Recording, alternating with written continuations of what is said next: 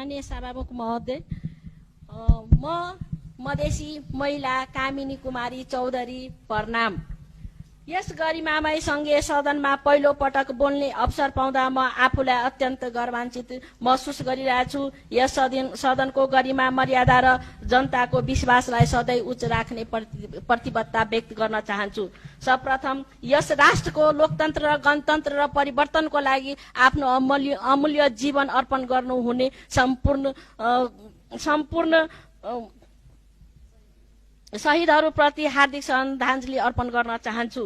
म हाम्रा सम्पूर्ण सम्मानित मतदाताहरूप्रति हार्दिक धन्यवाद व्यक्त गर्दछु। र म महोदय, सभामुख महोदय, म एउटा ध्यान आकर्षण गर्न चाहन्छु उहाँलाई। मधेसमा लगभग 6% मधेसी दलित बसोबास गरिरहनु भएको छ र उहाँहरूलाई पनि यो राज्यको नीतिमा चाहिँ उहाँहरूलाई पनि सम्बोधन गर्नुपर्छ भन्ने मेरो जोडदार। म कामिनी कुमारी चौधरी प्रणाम। सम्पूर्ण सम्मानित मतदाताहरूप्रति हार्दिक श्रद्धाञ्जली अर्पण गर्न चाहन्छु।